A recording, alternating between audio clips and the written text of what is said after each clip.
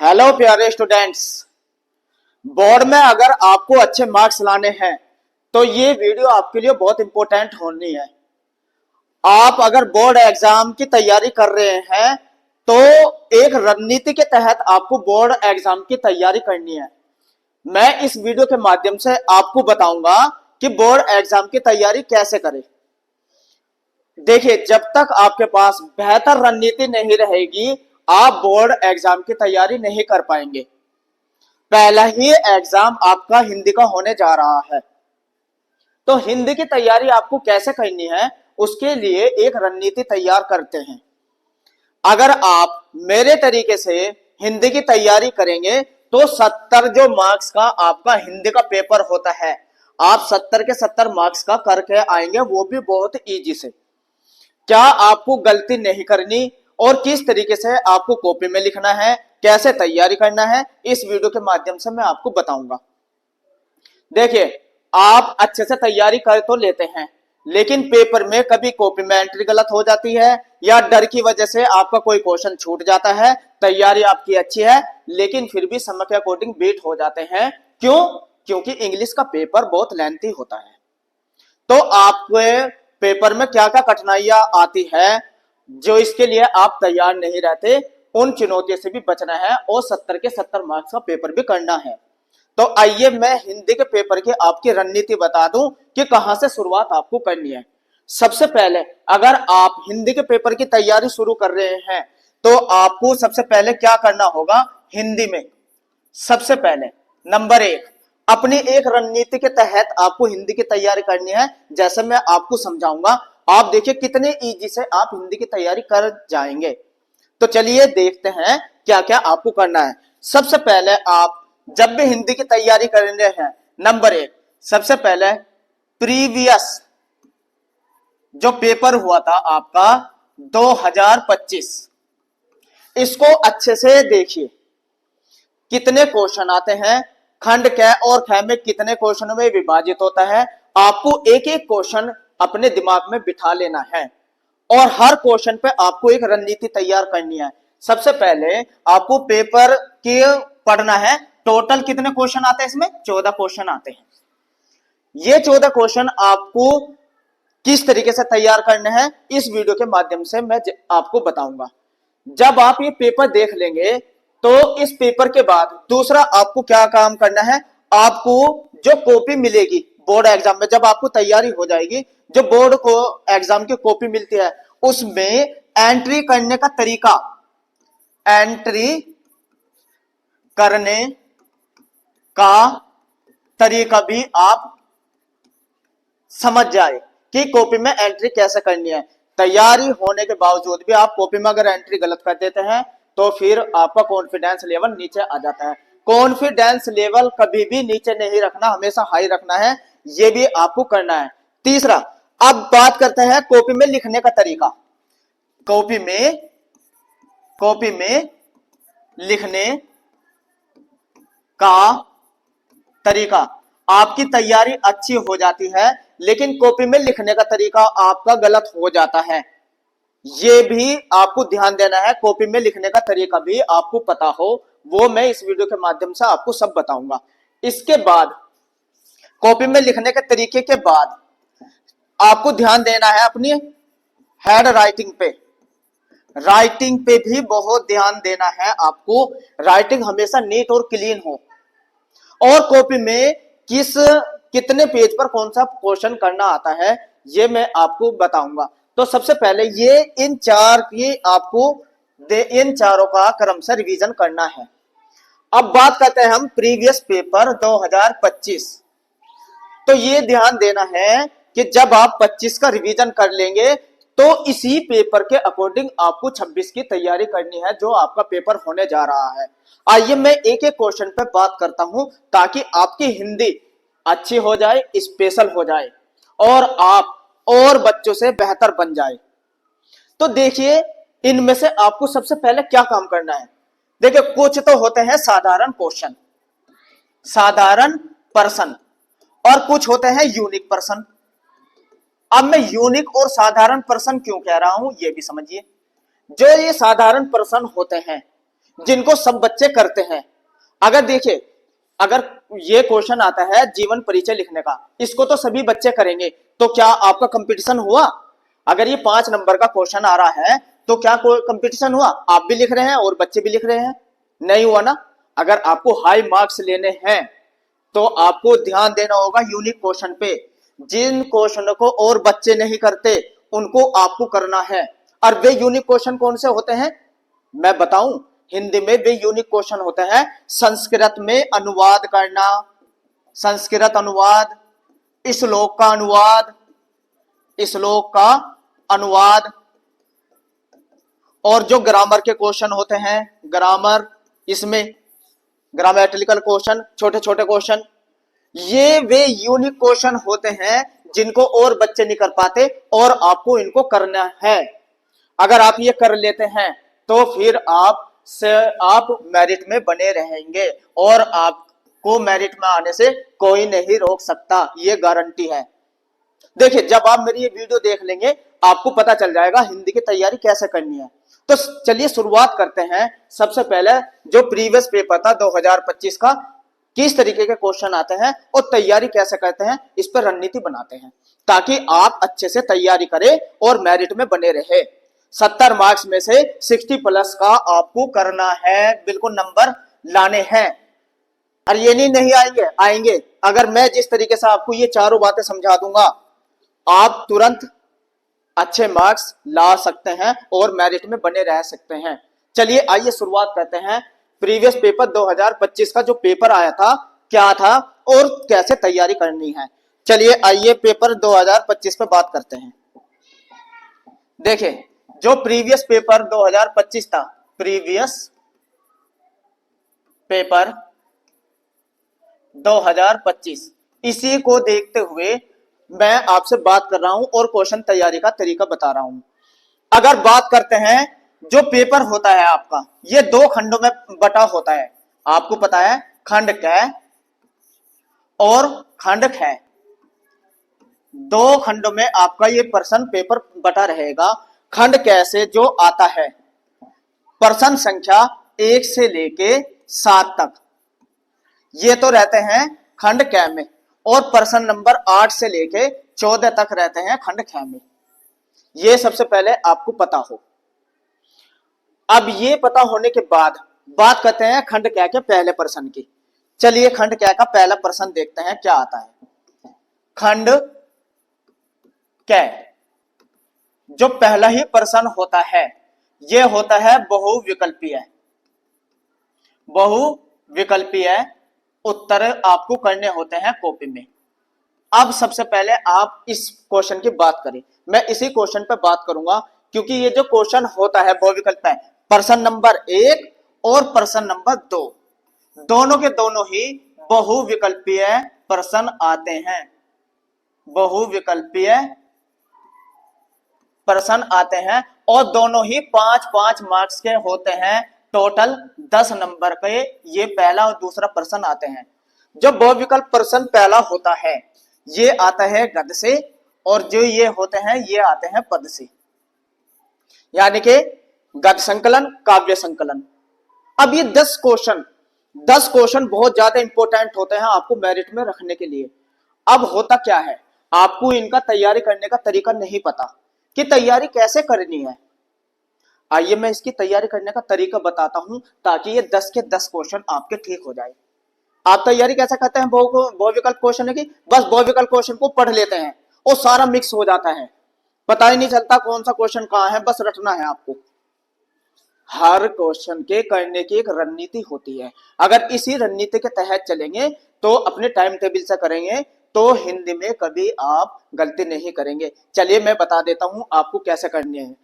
इसकी तैयारी करने का तरीका सबसे अच्छा ये है कि आप ये जो गद्य वाला है इसका हिंदी साहित्य जो है, हिंदी साहित्य से ये आएगा। हिंदी साहित्य का काल का विभाजन आप समझिए पहले। हिंदी साहित्य का काल का विभाजन, सबसे पहले हिंदी साहित्य को अगर हम देखते हैं तो आता है प्राचीन काल, यानी कि इसे हम क्या कह सकते हैं, जो आदिकाल। सबसे पहले आपको तैयार करना है आदिकाल। ये आदिकाल आपको पढ़ना है। इसके बाद विभाजन तो आप समझिए, इसी के अकॉर्डिंग चलना है। आदिकाल के बाद आता है भक्ति काल। भक्ति काल, ये भक्ति काल दो भाग में बटा होता है, निर्गुण भक्ति शाखा और सगुण भक्ति शाखा। ये 10 क्वेश्चन नंबर तैयार करने का तरीका बता रहा हूं। और भक्ति काल के बाद आप पढ़ेंगे रीति काल, फिर प्रयोगवादी काल, इसके बाद आप जाएंगे आधुनिक काल पे। इसके बाद क्या आएगा? आधुनिक काल। आधुनिक काल, और आधुनिक काल को भी आप बांट सकते हैं भातेंदु काल, भातेंदु युग में, द्विवेदी युग में, और इसके बाद हम देखते हैं छायावादी और छायोत्तर। ये काल में आप बांट। तो आपको तैयारी कैसे करनी है ये देखिए, आपको क्या तैयार करना है। अगर आप तैयारी कर रहे हैं आदिकाल, तो सबसे पहले आदिकाल के अपने एक नोट्स बनाइए। आप बुक में से पढ़िए आदिकाल के बारे में, आदिकाल की शुरुआत कब हुई, इसकी खास बात क्या है, और इसके लेखक कौन कौन रहे हैं ये आपको पता हो, और इनके रचनाएं ये आपको आदिकाल के बारे में पता हो। जैसे कि आदिकाल में पृथ्वीराज रासो वाले ग्रंथ लिखे गए हैं, और इनके लेखक कौन है ये आपको पूरा आदिकाल पे आप अपनी पूरी थ्योरी बनाइए। इसी तरीके से हर एक काल को आप थ्योरी के रूप में बनाइए, इनके आपको लेखक और उनकी रचनाएं जरूर पता हो। तो हर एक को पहले आप सीरियल से चलिए। जैसे ही आप अपने थ्योरी के रूप में इसको कंप्लीट कर लेंगे, अगर आपने कंप्लीट किया है आदिकाल, तो फिर आदिकाल के क्वेश्चन एक दो से बहुविकल्प के जो होते हैं उनको बनाइए। आप तुरंत बना सकते हैं।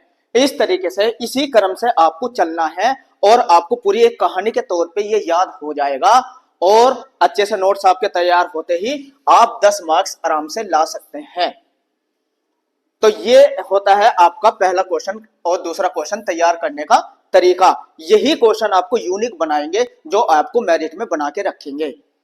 नेक्स्ट क्वेश्चन नंबर 3 की अगर हम बात करें, क्वेश्चन नंबर 3 यानी कि जो क्वेश्चन नंबर 3 आता है वो आता है आपका जो गद होता है। गद की कुछ पंक्तियां दी रहती है, ये पंक्तियां रहती है, ऐसे पंक्तियां रहेगी, और इसके 5% दे रहेंगे। पर्सन 1 2 3 4 5, 5% में जो पहला पर्सन होता है वो होता है, आपको लिखना होता है इसमें शीर्षक और लेखक का नाम। दूसरा जो पर्सन होता है वो होता है व्याख्या, और तीसरा चौथा और पांचवा पर्सन ये पैराग्राफ से छांटकर आपको लिखने होते हैं। अब आपको क्या काम करना है, ये क्वेश्चन कैसे तैयार करें जो हम औरों से अच्छा तैयार कर ले और बेहतर तैयार करके। इसके लिए अगर सबसे ज्यादा आपको ध्यान देना होगा शीर्षक और लेखक पे। अगर यही क्वेश्चन आपने गलत किया तो जहां कॉपी चेक होती है वो समझ जाता है कि जब बच्चों को शीर्षक और लेखक ही नहीं पता तो इसका मतलब उसने व्याख्या भी गलत की होगी, तो उनके दिमाग में इमेज बैठ जाती है और आपके नंबर कटने के चांस हो जाते हैं। इसलिए आपको शीर्षक और लेखक तो बिल्कुल पहचानना ही पड़ेगा कि ये जो पैराग्राफ आया है यो किस लेसन से आया है। इसके लिए आपको तैयार क्या करना है, तैयार करना है आपको एक तरफ लिखना है, एक तरफ आपको लिखना है शीर्षक और एक तरफ लिखना है आपको लेखक। तो शुरू के 5 लेसन के यहां नाम लिख लीजिए और यहां उनके लेखक के नाम आपको पता होना चाहिए। आपके कोर्स में 5 लेसन कौन से हैं, ये पहले 5 लेसन की तैयारी करिए। अब कैसे तैयारी करनी है, आपको एक एक या दो बार ये लेसन पढ़ने हैं।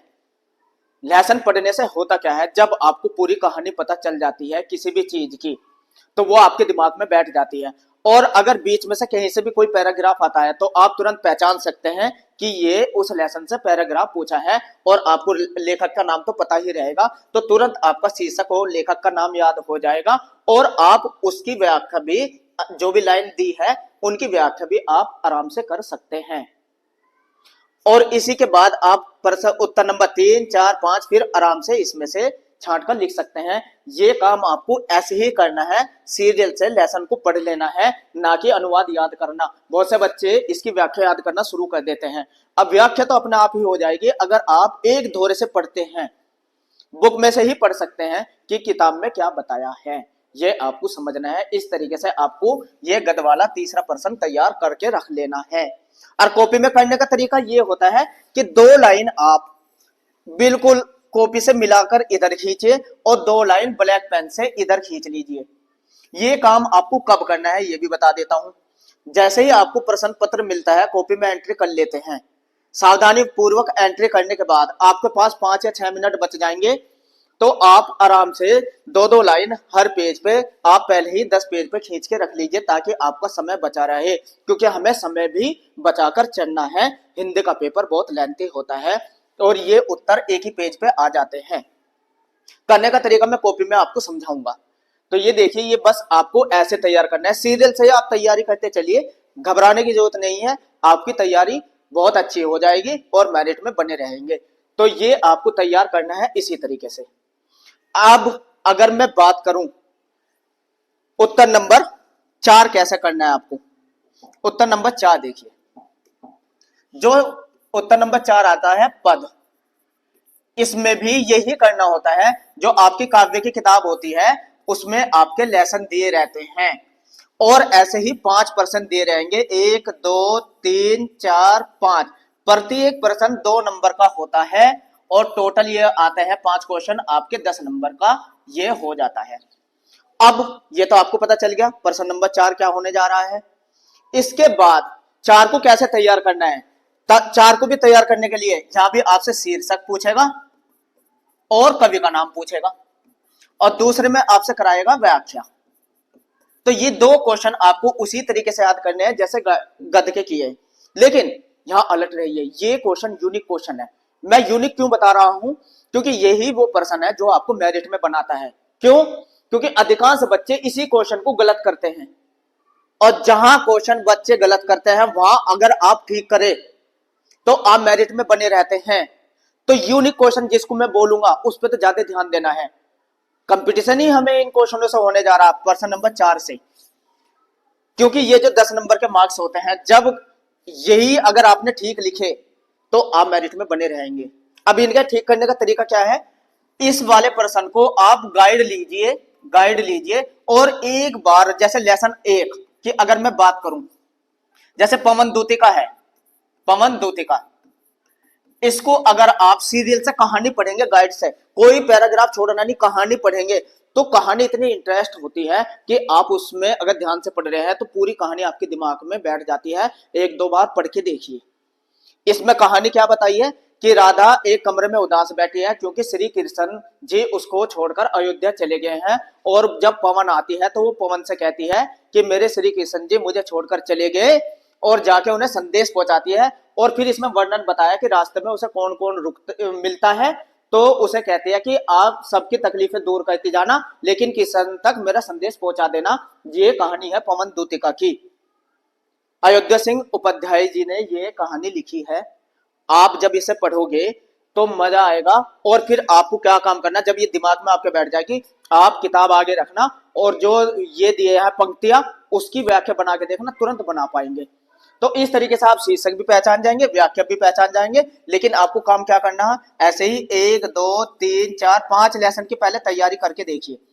आप इनके नाम लिखिए क्रम से और इनके कवि के नाम लिखिए क्रम से। पहले इनको लर्न करिए, लर्न करने के बाद गाइड से इसको पढ़िए 2-3 बार और तुरंत फिर आप देखिए क्यों ये आपसे क्वेश्चन नहीं होने का हो जाएगा।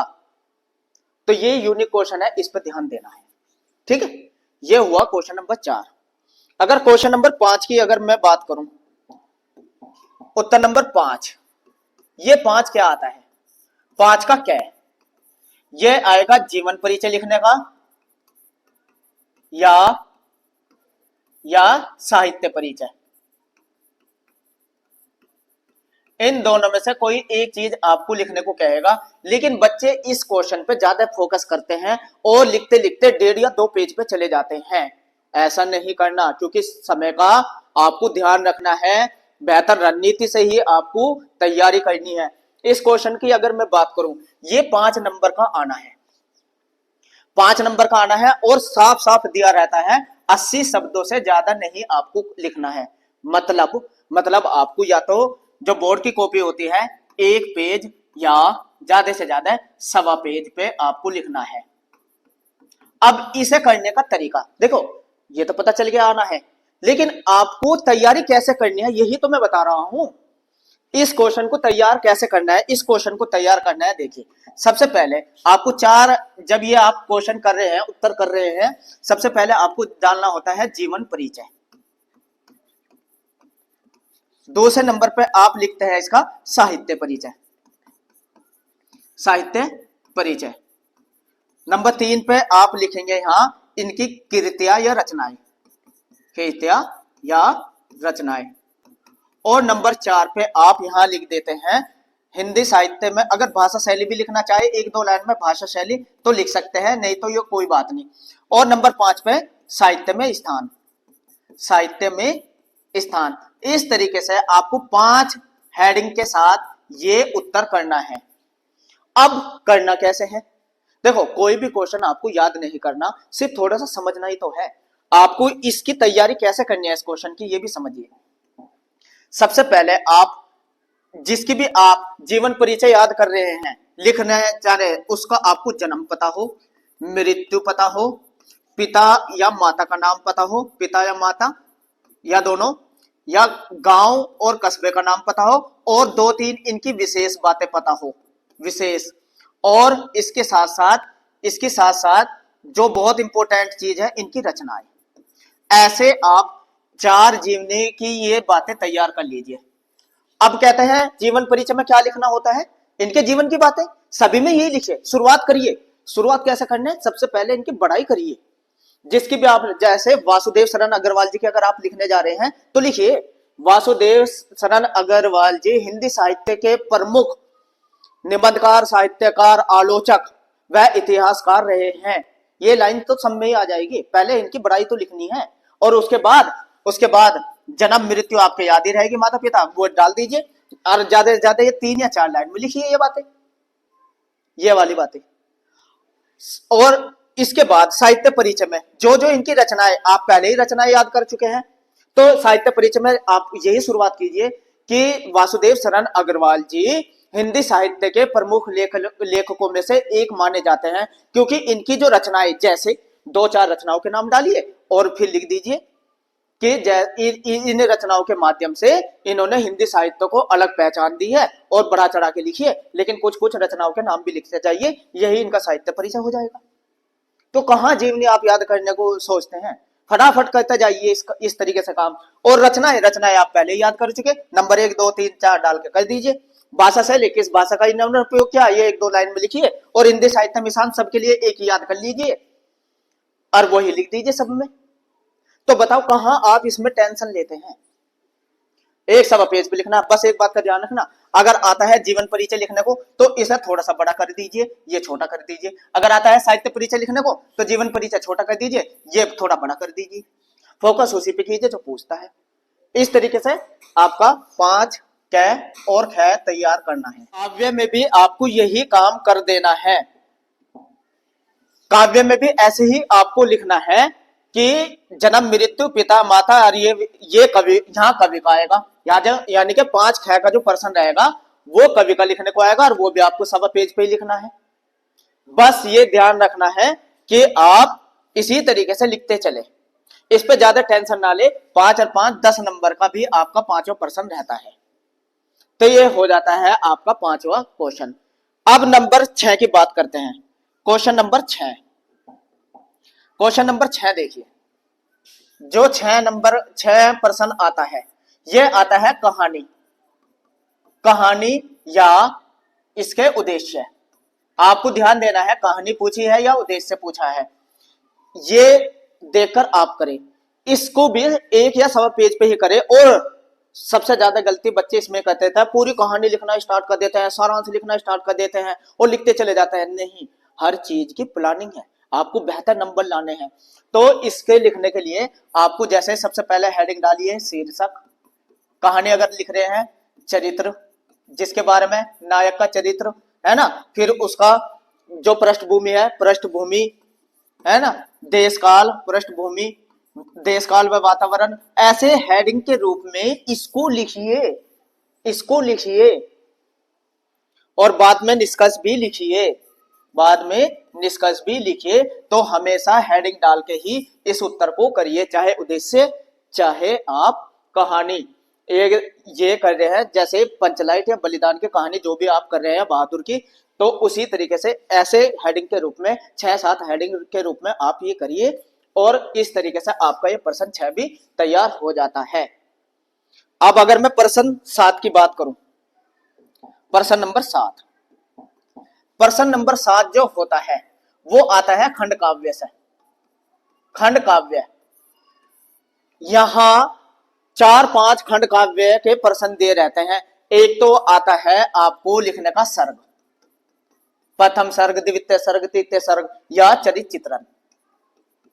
तो आपको आपके जिले में जोन सा भी लगता है खंड काव्य, उसी के आधार पर मैं कहता हूं आप चरित्र चित्रण करिए। चरित्र चित्रण के लिए आप 6 या 7 हेडिंग बनाइए और इन हेडिंग के रूप में ही, हेडिंग डाल के ही 1 या सवा पेज पे ही ये भी आपको काम करना है, ज्यादा नहीं करना, क्योंकि समय का भी ध्यान रखना है। और इनको करने के साथ साथ यहाँ संवाद, बीच बीच में ब्लैक पेन से संवाद उनके लिखते रहिए, 1, 2, 3 कम से कम संवाद आपको देने हैं, ताकि आपका और उससे बेहतर ये उत्तर तैयार हो जाए। तो इस तरीके से खंड काव्य का ये तैयार कर लेना है आपको प्रश्न। तो ये होता है खंड काव्य से।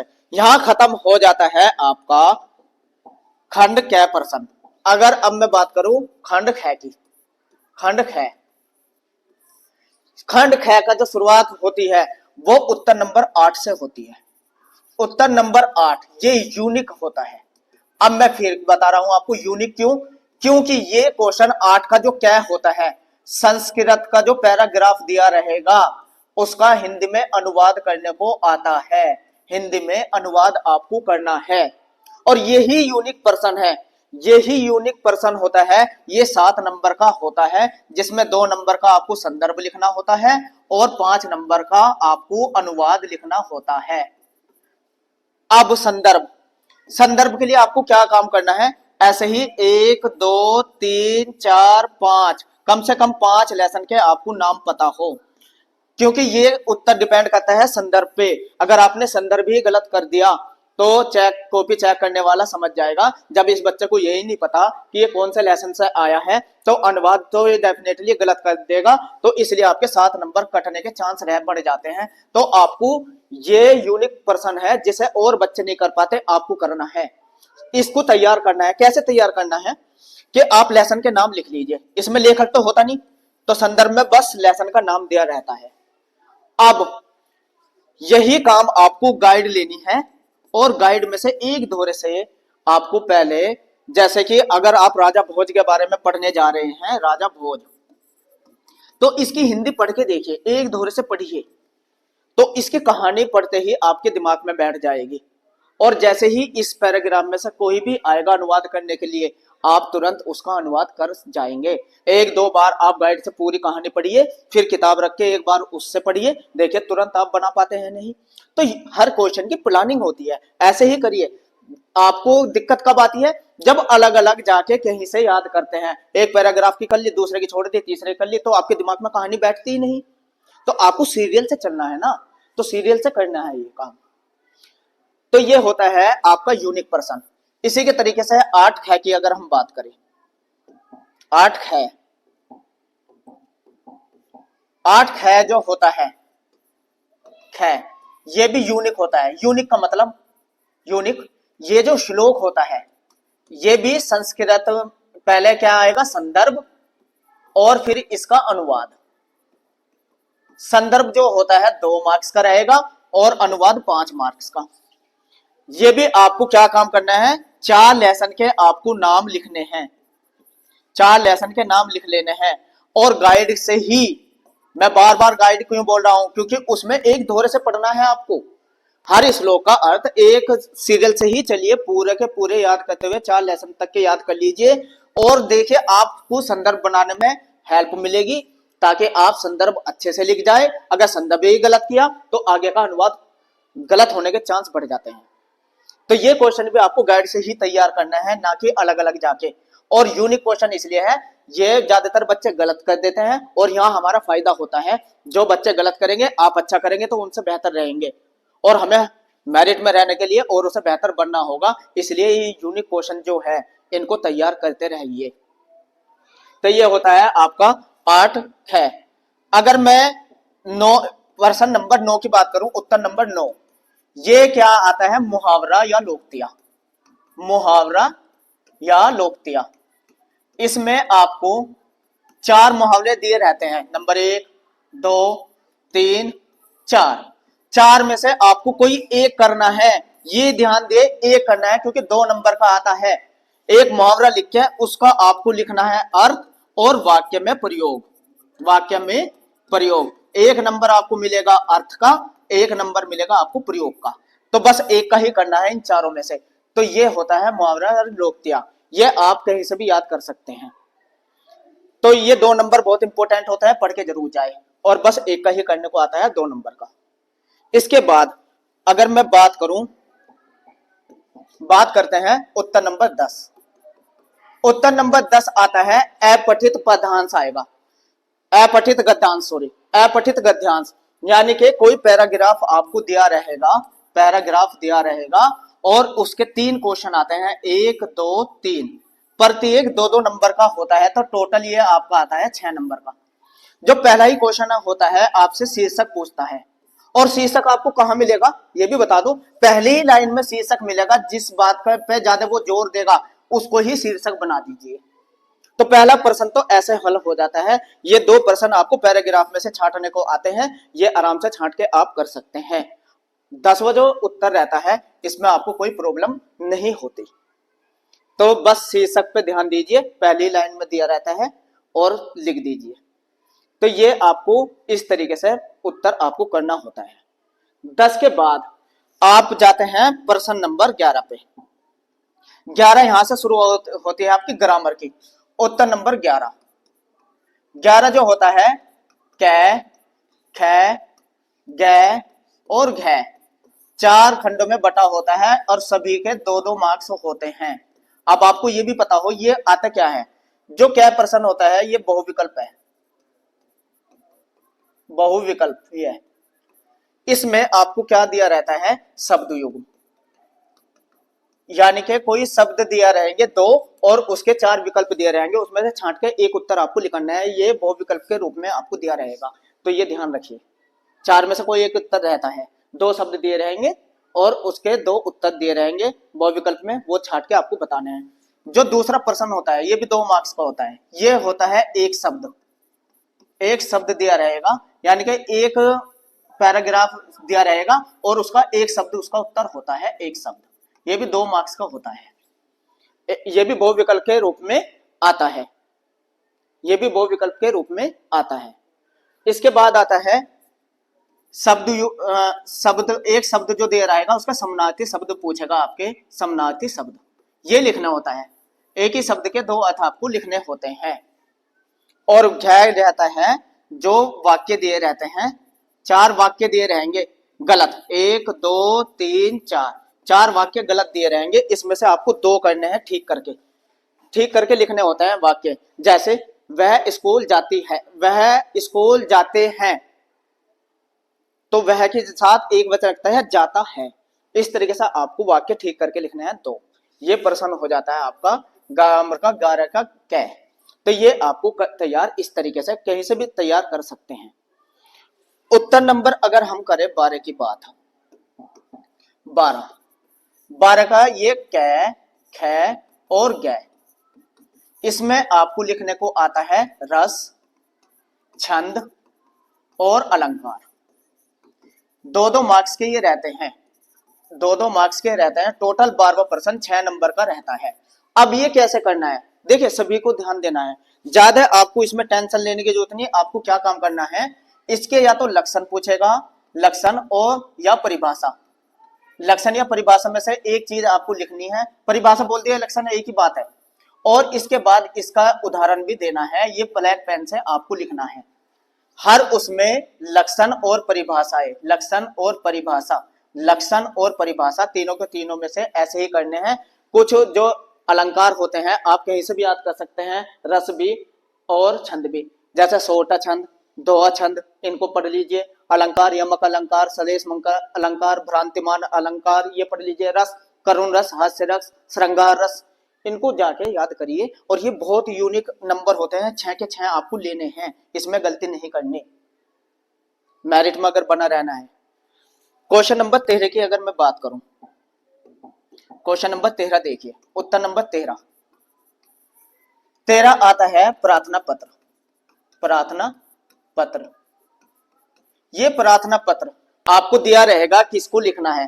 तो ये प्रार्थना पत्र यहां से आप शुरुआत करते हैं सेवा में, और यहां 2-4 लाइन जिसको आप लिख रहे हैं उसका एड्रेस, और ऊपर लिख दीजिए दिनांक। यहां लिखिए विषय, जिस विषय पे आपसे पूछा है, ये तो पेपर में से ही मिल जाएगा विषय।